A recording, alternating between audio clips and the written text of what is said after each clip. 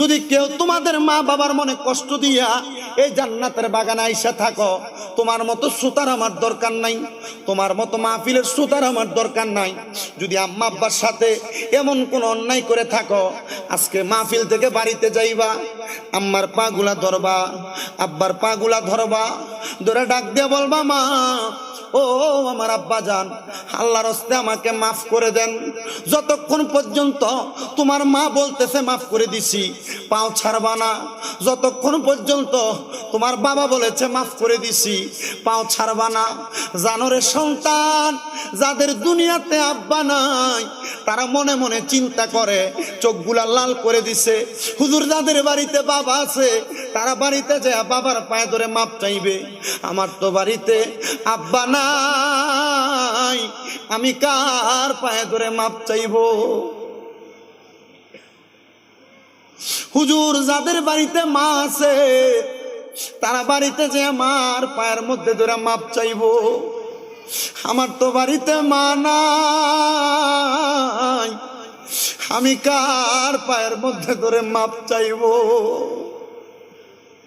এ সন্তানের দল, আজকে পর্দার অন্তরালে আমার কত মা বোনেরা বসে আছে, পাহাড়তলিতে মাহফিল, বাবার বাড়িতে আসছে, কিন্তু ঘরে যায় দেখতেছে তাদের বাবা বাড়িতে নাই, আব্বা অন্ধকার কবরে, মা বাড়িতে নাই, মা কবরে। ওই মারে মাটি দিয়ে আজকে কেমনে মাহফিলে বইচা রইছ?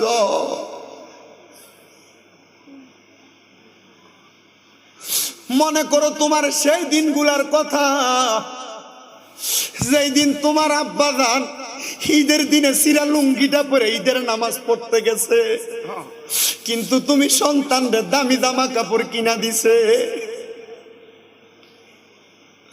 জিজ্ঞেস করে, আব্বা আপনি কি কোনো দামি জামা কাপড় পরবেন না? আব্বা অভাবের কথা বলতেন না, টাকা নাই যেই কথাটা বলতেন না। আব্বা বলতেন, আমার কি ঈদের সময় আছে? ও আব্বা জান, এখন তোমরা ঈদ করবা, নতুন জামা পরবা। আজকে তোমার বাবা কবরে, 500 টাকা দিয়া বাবার একটা লুঙ্গি কিনা পরাইতে পারো না, টাকা আছে বাবা নাই।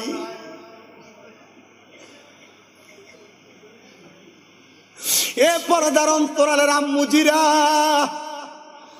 হে মা হারা সন্তানেরা, ভুলে গেছো তোমার আম্মার কষ্টের কথা। যেই মা কাপড়ের আঁচলের মধ্যে 10 টাকা বেচ দিয়ে রাখতো, স্কুলে